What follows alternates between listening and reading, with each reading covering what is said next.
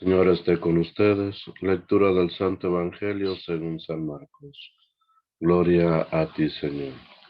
En aquel tiempo, al salir Jesús de la sinagoga, fue con Santiago y Juan a casa de Simón y Andrés. La suegra de Simón estaba en cama con fiebre, y enseguida le avisaron a Jesús. Él se le acercó y tomándola de la mano la levantó. En ese momento se le quitó la fiebre y se puso a servirles. Al atardecer, cuando el sol se ponía, le llevaron a todos los enfermos y poseídos del demonio, y todo el pueblo se apiñó junto a la puerta. Curó a muchos enfermos de diversos males, y expulsó a muchos demonios, pero no dejó que los demonios hablaran, porque sabían quién era él. De madrugada, cuando todavía estaba muy oscuro, Jesús se levantó, salió y se fue a un lugar solitario, donde se puso a orar. Simón y sus compañeros lo fueron a buscar, y al encontrarlo le dijeron: Todos te andan buscando. Él les dijo: Vamos a los pueblos cercanos, para predicar también allá el Evangelio, pues para eso he venido. Y recorrió toda Galilea predicando en las sinagogas y expulsando a los demonios. Palabra del Señor. Gloria a ti, Señor Jesús. El diácono Manuel en este día para hacer esta reflexión que tenemos de esta lectura del Evangelio. Hemos entrado ya en tiempo ordinario, hemos pasado por el tiempo de Adviento, tiempo de espera, en que estábamos escuchando lecturas de la venida de Cristo, de la venida del Señor, ahora después los Reyes Magos que lo visitan en Epifanía. Terminamos la etapa de Navidad pues con el bautismo del Señor y entramos a este tiempo ordinario, tiempo en que estaremos mirando la actividad ya de Jesús como enviado como Hijo de Dios, como el Mesías, pues preparando y anunciando siempre el reino de Dios con hechos, con milagros, eh, de manera contundente y demostrando que tenía poder. Para entender un poco esta lectura, vamos a poner este ejemplo de cuando yo estaba joven y gracias a Dios me permitió eh, trabajar en diferentes lugares, como ya lo había comentado, pero uno de mis áreas de trabajo siempre fue ventas y en una ocasión tuve la oportunidad de ser socio administrativo de un negocio, eh, y yo tenía el control de precios, mercancía, podía bajar precio, podía poner condiciones, etcétera. Tenía algunos vendedores que se encargaban de atender a las personas y hacer estas ventas. En algunas ocasiones, los vendedores tenían ciertos descuentos permitidos para poder lograr una venta.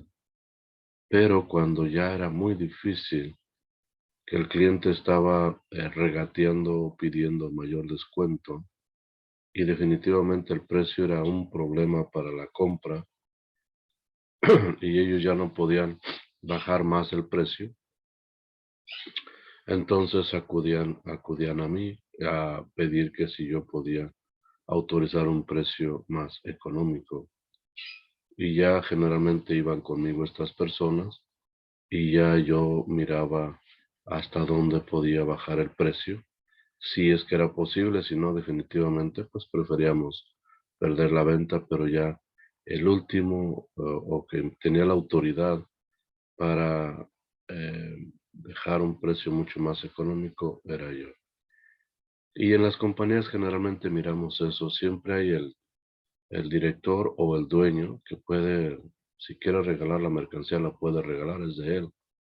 Eh, pero el mandado, el trabajador, el que fue contratado solamente para atender, no puede tomar decisiones porque solamente es trabajador, solamente es empleado.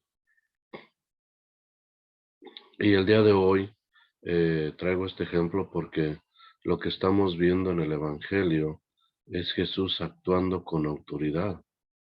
Jesús haciendo curaciones, expulsando demonios.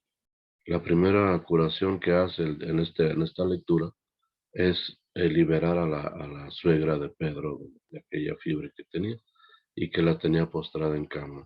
Al levantarla inmediatamente queda libre de la fiebre y empieza a servirlos. Y dice la escritura del día de hoy que muchas personas venían por la tarde, venían y le traían enfermos endemoniados y todos eran curados y liberados. Pero dice Jesús no permitía que los demonios hablaran porque sabían quién era Él. Pero Jesús estaba actuando con aquella autoridad, sin intermedio, o no siendo intermediario de nadie, con autoridad lo hacía. A esta lectura el día de hoy la acompaña la primera lectura que está tomada del Antiguo Testamento y donde se narra a Samuel, que es el libro de Samuel precisamente. Y dice, en los tiempos en que el joven Samuel servía al Señor a las órdenes de Elí, la palabra de Dios se dejaba oír raras veces, y no eran frecuentes las visiones. Los ojos de Elí se habían debilitado y ya casi no podía ver. Una noche, cuando aún no se había apagado la lámpara del Señor, estando Elí acostado en su habitación, y Samuel en la suya, dentro del santuario, donde se encontraba el arca de Dios, el Señor llamó a Samuel, y éste respondió, aquí estoy. Fue corriendo a donde estaba Elí y le dijo, aquí estoy. ¿Para qué me llamaste? Respondió él, y yo no te he llamado, vuelve a acostarte. Samuel se fue a acostar, volvió el Señor a llamarlo, y él se levantó. Fue a donde estaba Elí y le dijo, aquí estoy, ¿para qué me llamaste? Respondió Elí, no te he llamado, hijo mío, vuelve a acostarte. Aún no conocía Samuel al Señor, pues la palabra del Señor no le había sido revelada. Por tercera vez llamó al Señor a Samuel. Este se levantó, fue a donde estaba Elí y le dijo, aquí estoy, ¿para qué me llamaste? Entonces comprendió Elí que era el Señor quien llamaba al joven, y dijo a Samuel, ve a acostarte, y si te llama alguien, responde, habla Señor, tu siervo te escucha. Y Samuel se fue a acostar. De nuevo el Señor se presentó y lo llamó como antes, Samuel, Samuel. Este respondió, habla Señor, tu siervo te escucha. Samuel creció y el Señor estaba con él, y todo lo que el Señor le decía se cumplía. Todo Israel, desde la ciudad de Dan hasta la de Betseba, supo que Samuel estaba acreditado como profeta del Señor. Esta lectura, donde tan claro el llamado, 3 veces el llamado de Dios a Samuel, y nos muestra cómo hay un plan, hay un trabajo por hacer, y se necesitan trabajadores, se necesitan empleados. Dios tiene que valerse de alguien para ir cumpliendo su obra. Pero cuando son llamados, son como esos trabajadores que no tienen más que hacer la voluntad de aquel quien los llama, y generalmente hacen las cosas por medio de aquel que los ha llamado. En este caso, Samuel tiene la credibilidad ante su pueblo de saber que es profeta de Dios, que Dios lo ha llamado, que Dios lo ha elegido, pero Samuel siempre va a hablar palabra de Dios. Esto me dijo el Señor, y el Señor me habló, etcétera. No hará nada por sí mismo, porque no tiene esa autoridad para hacerlo, porque es enviado, es empleado, trabaja para alguien, si lo queremos poner de esa manera. Jesús en el Nuevo Testamento, ya dice la Escritura, está con Santiago, con Juan, con Pedro y con Andrés, 4 de sus discípulos, que serán los 4 más protagonistas en la vida del Señor, en la vida pública de Él. estarán siempre muy cerca con Él, participando en diferentes momentos. Pero ellos también fueron llamados. Fueron llamados cuando estaban al lado del lago pescando y Jesús les dice, síganme. Andrés, una vez que encuentra a Jesús, va e invita a su hermano Pedro, encontré al Mesías, ven para que tú mismo seas testigo de esto. Los cuatro han seguido a Jesús, pero han sido llamados por Él, elegidos por Él.